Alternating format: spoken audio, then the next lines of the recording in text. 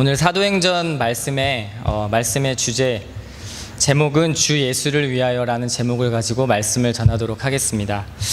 본문의 내용은 사도 바울이 1차, 2차 전도 여행을 마치고 제3차 전도 여행 중에 마지막 예루살렘에 들어가기 직전의 이야기를 그리고 있습니다. 사도행전 28장 중에서 13장부터 14장까지는 바울의 1차 전도 여행에 대한 내용이 기록되어 있고 15장에서부터 예루살렘에서 열린 사도회의를 거쳐서 15장 36절부터 18장 22절까지는 바울의 제2차 전도 여행에 대한 내용이 기록되어 있습니다. 또한 오늘 본문 읽었던 것처럼 18장 23절부터 오늘 읽었던 21장에서 17절까지가 바울의 제3차 전도 여행이 기록되어 있습니다. 사도 바울은 예수를 그 누구보다 앞장서서 박해했던 사람이었고 예수를 믿는 사람을 가두고 때리고 괴롭혔던 사람이었습니다. 그리고 사도행전 9장에서 바울이 다메섹 도상에서 예수를 만나 사울에서 바울로 그 인생이 180도로 변했던 그 길에도 그 다메섹에서도 예수를 믿는 자들을 예루살렘으로 잡아 오려는 계획을 가지고 다메섹을 지나가는 길이었습니다. 사도 바울은 그 다메섹 도상에서 예수 그리스도를 만났고 회심하였습니다. 사도 바울은 예수를 전혀 몰랐던 사람이 아니었습니다. 그 누구보다 정통 교리와 율법에 매여서 예수를 이단이라 칭했고 예수를 믿는 모든 사람들을 잡아 죽이려고 했던 사도 바울은 오히려 반대로 자신의 목숨을 버려 예수의 복음과 사상을 전하는, 그리고 십자가의 죽음과 부활을 전하는 사람으로 바뀐 것을 사도행전 9장을 통해서 우리는 볼 수 있습니다. 예수님은 십자가에서 달려 돌아가시고 부활하셔서 40일을 이 땅에 계셨습니다. 그리고 하나님 나라를 선포하시고 전파하시다가 하늘로 승천하셨습니다. 그때에 예수님께서 하늘로 승천하시기 전에 우리에게 하셨던 말씀이 있습니다. 그 말씀이 굉장히 중요한데, 오직 성령이 너희에게 임하시면 너희가 권능을 받고 예루살렘과 온 유대와 사마리아와 땅끝까지 내 증인이 되리라, 이렇게 말씀하셨습니다. 예수님께서 하늘로 올라가시기 직전에 우리 인간들에게 하나님의 당부의 말씀으로 하신 말씀이 바로 나의 증인이 되라 라고 하신 말씀이었습니다. 이 말씀은 제자들과 사도 바울에게 정확히 적용되었고, 특히 사도 바울은 다메섹 도상에서 성령의 놀라운 체험을 함으로써 바로 이 길에 들어서게 되었습니다. 사도 바울의 모든 가치관과 율법, 그리고 그가 생각했던 모든 것들이 성령의 인도하심에 따라 살아가는 삶으로 완전히 바뀌게 된 것입니다. 한 가지 여기서 우리는 생각해 볼 문제가 있습니다. 과연 나는 예수 그리스도를 믿으면서 사도 바울과 같이 진정한 회심이 있었는가 하는 것입니다. 예수를 믿는다고 고백하고 세례도 받고 세례 교인이 되어서 교회에 나오지만 나의 죄와 예수님의 죄의 대속과 구원에 대한 진정한 회개가 감사가 있었는지를 우리는 다시 한번 나를 점검해야 할 필요가 있습니다. 왜냐하면 하나님 앞에 진정한 회심 없는 신앙은 우리에게는 진정한 신앙이라고 할 수가 없습니다. 하나님 앞에 진정한 회심을 통해서 나의 죄를 씻음받고 예수 그리스도의 십자가 보혈의 피로 우리의 죄를 날마다 씻어야 하는 것입니다. 요한복음 3장 11절에 사도 요한은 이렇게 선포합니다. 나는 너희로 회개하게 하기 위하여 물로 세례를 베풀거니와 내 뒤에 오시는 이는 나보다 능력이 많으시니 나는 그의 신을 들기도 감당하지 못하겠노라. 그는 성령과 불로 너희에게 세례를 베푸실 것이요. 이어서 12절에 바로 이렇게 얘기를 합니다. 키를 들고 자기의 타작 마당을 정하게 하사 알곡은 모아 곡간에 들이고 쭉정이는 꺼지지 않는 불에 태우시리라. 주님은 분명히 알곡과 쭉정이를 나누신다고 하셨습니다. 우리는 성령의 불로 세례를 받지 못해서 쭉정이로 버려질까 두렵고 떨리는 마음으로 날마다 자신을 점검해야 합니다. 예수님을 날마다 믿는 신앙생활을 하지만 일평생 하나님 앞에 예배하고 찬양하고 기도했지만 나중에 결국 쭉정이로 버려진다면 그만큼 비참한 인생은 없을 것입니다. 성령의 인도함 속에 철저히 살아갔던 사도 바울은 본문에서와 같이 성령의 인도함 없이는 도저히 내릴 수 없는 그러한 결정을 하게 됩니다. 4절에 보면 두로에서 머무를 때 제자들도 바울과 같은 성령의 감동을 받게 됩니다. 사도 바울만 성령의 감동을 받았던 것이 아니라 바로 예수의 제자들도 성령의 감동을 받게 됩니다. 그 감동은 바로 사도 바울이 예루살렘에 들어가게 되면 고난이 있을 것이라고 하는 그러한 감동이었습니다. 그러나 이 성령의 감동을 받은 제자들은 사도 바울과 달리 바울이 예루살렘에 들어가는 것을 막았습니다. 그리고 만류를 했습니다. 왜냐하면 앞으로 펼쳐질 바울의 일들이 너무나 눈에 선했기 때문입니다. 바울은 들어가면 바로 죽는다는 것을 성령의 감동을 통해서 제자들과 사도 바울에게 똑같이 하나님의 감동을 얻었습니다. 또한 11절에는 빌립 집사의 집에 머무를 때 예언하는 4명의 딸들과 아가보라 하는 선지자를 만나게 되는 것을 볼 수 있습니다. 그 장면에서도 그들은 같은 성령의 감동을 받게 됩니다. 사도 바울이 예루살렘에 들어가게 되면 수족이 묶여서 이방인들의 손에 넘겨질 것이라고 상세하게 아주 디테일하게 말을 해줍니다. 그곳에 있던 사람들은 바울에게 예루살렘에 들어가지 말라고 당부합니다. 왜냐하면 제자들 바울 그리고 여기에 있는 선지자 아가보를 통해서 예루살렘에 들어가면 분명히 수족에 묶여서 하나님 앞에 고통을 받을 것을 알고 있었기 때문에 사람들은 사도 바울에게 절대로 들어가지 말라고 당부를 합니다. 그때 사도 바울은 이렇게 답변을 합니다. 내 마음을 상하게 하지 마시오. 나는 주 예수의 이름을 위하여 결박당할 뿐 아니라 예루살렘에서도 죽을 것도 각오했습니다. 라고 성경에 말씀하고 있습니다. 똑같은 성령의 감동을 받았는데 사도 바울, 정작 고난을 당해야 할 본인은 예루살렘에 들어가려고 했고 제자들과 아가보 선지자들은 사도 바울을 물론 사랑하는 마음은 있었고 안타까운 마음은 있었겠지만 그를 만류하고 가지 말라고 당부를 했습니다. 이것은 사도 바울은 성령의 감동에 절대적으로 순종하는 것을 우리는 알 수 있습니다. 모든 상황이 허락되어서 편안하게 복음을 전하러 가는 것도 사실 어려운데 하물며 그들에게 결박을 당하고 고난을 당하고 죽을 것도 알고 그 자리에 간다는 것은 자신의 모든 것을 내건 것과 같습니다. 부끄럽게도 우리는 복음을 전할 때 상황이 허락이 되어야만 복음을 전하고 날씨가 좋지 않아도 몸이 조금 안 좋거나 아니면 약속이 생기거나 그렇다면은 담대하게 복음을 전하지 않습니다. 오히려 하나님 앞에 어떠한 복음을 전하는 날을 정해서 교회에서 오후 예배 때 전도를 합시다 해도 사실 이러한 핑계 저러한 핑계 아니면 내 마음이 아직 전도할 때는 아니야 라고 자신을 합리화시키면서 전도하지 않습니다. 그러나 이렇게 전도하는 것도 중요합니다. 그러나 이러한 노방전도도 중요하지만 사실 더 중요한 것은 우리의 삶 속에서 그리스도의 향기를 드러내며 그 삶으로 복음을 전하는 것입니다. 그리고 고난과 핍박이 있을 것을 알지만 그것을 드러내놓고 전해야 하는 것이 또한 복음이라는 것입니다. 바울은 자신이 받은 성령의 감동에 순종하기로 결심을 했습니다.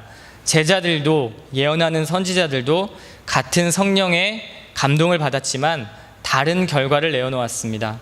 그것은 순종과 불순종의 차이였습니다. 물론 제자들과 선지자들 그리고 주위의 사람들은 사도 바울을 사랑했고 그가 그곳에 그렇게 가서 죽는 것을 안타까워했기 때문에 그렇게 이야기한 것일 것입니다. 만약에 우리 목사님이 이스라엘에 가서 복음을 전하시는데 성령의 감동을 받아서 가서 목숨을 잃을 것을 너무나 잘 압니다. 우리가 예를 들어서 성령의 감동을 다 받았고 목사님도 성령의 감동을 받았습니다. 우리가 쉽게 목사님을 보내드리는 것은 쉽지 않을 것입니다. 그러나 사도 바울은 이러한 모든 것들을 다 제쳐두고 성령에 순종하기로 결심을 했던 것입니다. 성령님은 우리에게 순종하시길 원하신다라는 것을 사도 바울은 너무나 잘 알고 있었기 때문입니다.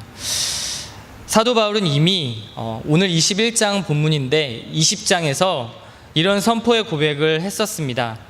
보라, 이제 나는 성령에 매여 예루살렘으로 가는데 거기서 무슨 일을 당할는지 알지 못하노라.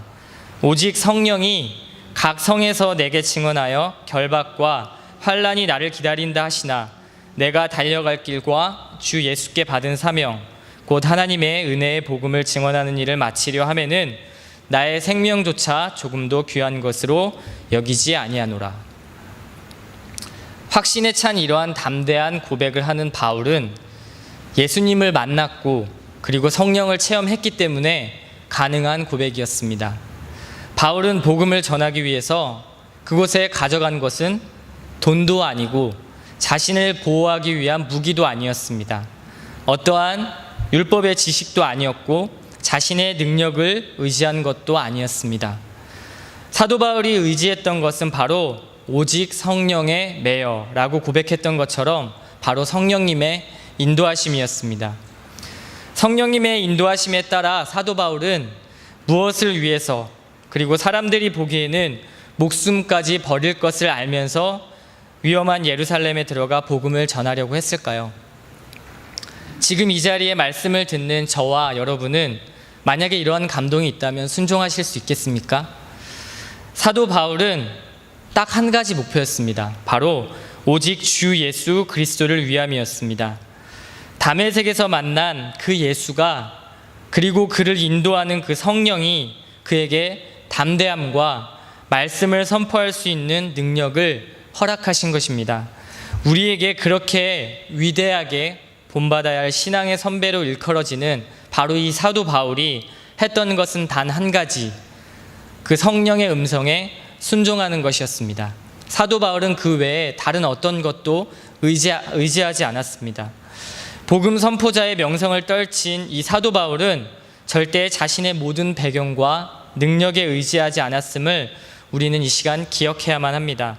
그는 결코 하나님이 원하시는 것과 자신이 원하는 것, 그리고 하나님이 원하시는 것과 내가 할 수 있는 것을 일치시키지 않았습니다. 절대적으로 하나님이 원하시는 일에 귀를 기울였던 것입니다. 예수님의 기도에서 알 수 있듯이 내 뜻대로 마옵시고 아버지 뜻대로 하소서, 이 고백은 예수를 믿는 우리가 가져야 할 가장 중요한 고백입니다. 우리는 이와 같은 고백을 주기도문으로 예배 시간마다 고백을 하지만 우리의 정작 삶에서는 아버지의 뜻이 내 뜻이 되게 하소서, 이런 삶을 살고 있습니다. 우리가 이런 반대의 삶을 살고 있지는 않은지 하나님 앞에 점검해야 합니다. 예수를 믿는 우리의 신앙생활은 지금까지 이렇게 해왔고 앞으로도 계속 해나갈 것입니다. 그 남은 인생의 날수는 우리가 알 수 없지만 중요한 것은 이 땅에서 그 날수가 그리 길지 않다는 것입니다. 어르신들 앞에서 이런 말씀을 드리긴 조금 송구스럽지만 우리의 인생은 길어야 90세, 100세입니다. 이것도 장수하는 축에 속해야만 이렇게 살 수가 있습니다. 죽음을 피할 수 있는 자는 그 누구도 없습니다. 그러나 죽음 뒤에 하늘의 인생은 영원합니다. 그 영원한 문에 들어가기 위해서 우리는 지금 나그네 인생을 살고 있는 것입니다. 제가 말씀을 전할 때 특히 학생부 설교에서 이 얘기를 참 많이 합니다. 우리의 인생은 길어야 100살이다. 100년의 인생을 너희들 마음대로 살다가 영원히 고통 속에서 살래? 아니면 그 100년을 주를 위하여 살다가 영원히 행복할래? 아이들은 아직 이해를 하지 못하는 것 같습니다. 그리고 저 또한 아직 그런 삶을 온전히 살고 있지 못하기 때문에 날마다 부끄럽습니다. 그러나 우리가 지금 나그네 인생을 살고 있는 것은 분명합니다. 나그네라는 단어를 잘 아시죠? 우리는 이 땅에 영원히 머무를 수 없습니다. 그렇기에 이 땅에 집중해서 사는 것은 너무나 어리석은 일입니다. 내가 노력하여 얻어내는 것은 한순간 바람이 훅 불면 날아갈 수 있는 것이 바로 우리의 인생입니다. 한평생 열심히 일해서 내가 원하는 것들을 겨우 다 얻어내고 이제 좀 누려볼까 하면 하나님이 그 목숨을 만약에 부르시면 그거 다 내려놓고 가야 하는 것이 바로 우리의 인생의 진리입니다. 나그네는 절대로 한 곳에 정착하지 않습니다. 우리는 이 땅의 나그네입니다. 우리가 영원히 머물러야 할 곳은 바로 이 땅이 아니라 하늘입니다. 우리가 이 땅의 나그네로 살면서 해야 할 일은 이 땅에 집중해서 사는 것이 아니라 바로 예수를 위한 삶을 사는 것입니다. 짧은 인생 굵게 즐기며 살다 가는 것 그리 나쁘지 않을 수도 있습니다. 그러나 그 후의 인생은 길고 끝없이 고통 속에 살아야 한다는 것도 기억을 해야만 합니다. 바울처럼 성령이 인도하는 삶, 즉 하나님의 원하시는 것과 우리의 소망이 일치가 될 때 그 인생은 우리가 말하는 진짜 행복한 인생이자 복된 인생일 것입니다. 진짜 복된 삶은 내가 원하는 대로 모든 것이 되는 것도 아닙니다. 복된 삶을 사는 사람은 오히려 물질에 대한 집착이 멀어지고 세상의 즐길 거리보다 말씀에 매여 있어서 성령의 인도함을 받아 예수를 위하여 사는 삶입니다. 예수를 위하여 사는 삶은 인생의 모든 포커스와 모든 표대와 방향이 달라질 것입니다. 세상을 위하여 사는 삶은 돈에 매여 있고 집에 매여 있고 자녀에 매여 있으며 나의 꿈과 계획에 매여 있을 수밖에 없습니다. 그러나 예수를 위하여 사는 삶은 내가 죽는 삶을 사는 것입니다. 인생의 시나리오가 있습니다. 하나님이 우리 한 사람 한 사람을 통해서 이루실 계획들이 있고 하나님의 뜻하신 일들이 있습니다. 그 시나리오 속에 내가 죽는 삶을 사는 것입니다. 나는 죽고 예수로 사는 삶을 바로 사는 것입니다. 예수로 인해 기쁘고 행복하고 예수 때문에 꿈을 꿀고 예수 때문에 자녀를 키우고 예수 때문에 재정을 고민하는 것입니다. 그 주어가 내가 되어 살아갈 때는 고민과 걱정, 근심으로 가득할 수밖에 없지만 주어가 예수가 되면 우리는 그분만 붙잡고 살아가면 되기 때문에 우리에게는 걱정과 근심이 없는 것입니다. 자꾸 내가 주어가 되려고 하니까 진짜 나아가야 할 표대와 방향을 상실하는 것입니다. 우리가 예수를 위하여 사는 삶 둘째는 성령의 인도함을 받는 삶, 그리고 그 성령에 순종하는 삶입니다. 우선 성령의 인도함을 받는다는 것 그 자체가 굉장히 어려운 일일 수 있습니다. 왜냐하면 우리의 모든 생각과 우리의 모든 집중하는 것들이 세상을 향해 있기 때문에 성령님이 우리 안에 들어오실 틈이 없는 것이기 때문입니다. 그분과 교제하는 시간도 없고 말씀으로 만나는 시간도 부족하고 아니면 말씀을 만나는 시간이 없는 분도 계실 것입니다. 성령님의 인도함을 받는 사람이 바로 순종을 할 수 있습니다. 또한 성령님의 인도함을 받는 가운데 순종하는 사람과 순종하지 않는 사람으로 나뉘게 되는데 아까 본문에서 보았던 바울과 제자들 그리고 선지자들의 생각이 달랐던 것처럼 우리는 성령님의 인도함을 받았을 때 그것을 순종하는 사람과 순종하지 않는 사람으로 나눌 수 있습니다.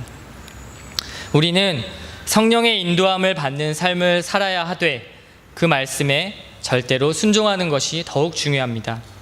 성령의 감동이 있다면 주저하지 말고 순종하십시오. 그랬을 때 하나님의 놀라운 계획들은 여러분을 통해서 펼쳐지게 될 것입니다. 반대로 성령의 인도함이 없는 삶을 사는 것 같습니까? 그렇다면 먼저 우리는 성령 주시기를 간구해야 합니다. 그리고 내 안의 죄를 고백하고 자백해야 합니다. 우리의 삶이 어떠한 말씀의 기준과 성령의 인도함 없이 살아간다면 사단이 좋아하는 길로 갈 수밖에 없는 것이 연약한 인간입니다.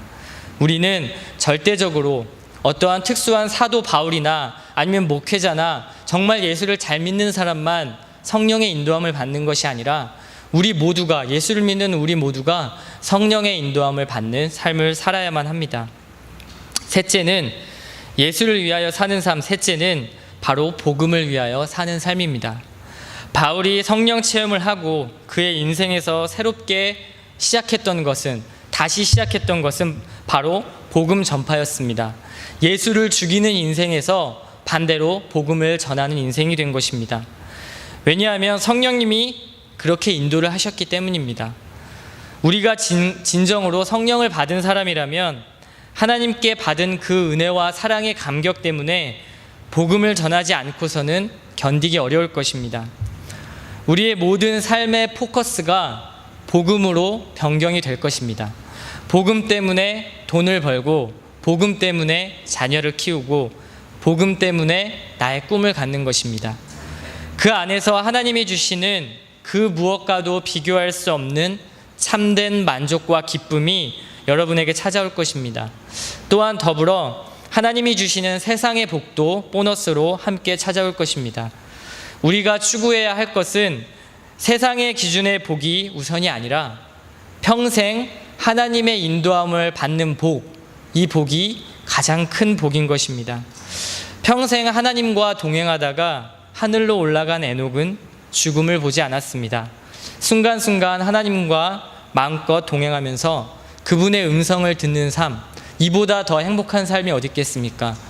돈의 노예가 되지 않고, 자녀의 노예가 되지 않고, 세상 사람들이 추구하는 모든 것에 노예가 되는 것이 아니라 하나님 앞에 우리가 주의 종으로서 한평생 주님과 함께 사는 삶, 그 삶이 진정한 행복인 것입니다. 말씀의 결론을 맺도록 하겠습니다. 우리는 하나님이 지으신 피조물입니다. 하나님의 주권 아래 이 세상도 창조되었습니다. 그리고 우리들을 만드셨습니다. 우리의 생사 화복은 바로 하나님에게 달려 있습니다. 이 땅의 짧은 나그네 인생의 길을 나를 위해서, 또한 그 공허함 속에서, 괴로움 속에서 살아가지 마시고 하늘의 소망을 둔 예수 그리스도를 위하여 사는 삶을 살았던 이 사도 바울처럼 우리도 주 예수 그리스도를 위하여 사는 삶이 되기를 소원합니다. 나는 죽고 예수로 사는 삶을 살고, 성령의 인도함을 받아 순종하는 삶을 살고, 복음에 매여서 모든 포커스가 이 땅에 집중되는 것이 아니라 하늘의 소망을 두는 삶, 그러한 삶을 살 때 여러분의 인생은 하나님이 바울을 책임지셨던 것처럼 우리의 인생도 분명히 복된 인생으로 인도할 것입니다. 인생의 무거운 짐을 내려놓는다는 것은 우리의 사명을 내려놓는 것이 아닙니다. 우리의 사명이 무겁다고 우리의 사명을 내려놓는 것이 아니라 세상의 온갖 욕심과 예수를 멀리하게 만드는 바로 그 우상을 내려놓는 것입니다. 아름다운 교회 2016년도 표어처럼 다시 복음 앞에 서서 바울처럼 주 예수를 위하여 이 모든 것들을 감당하겠다라고 하는 고백이 날마다 넘쳐나시길 바라며 말씀을 마치도록 하겠습니다.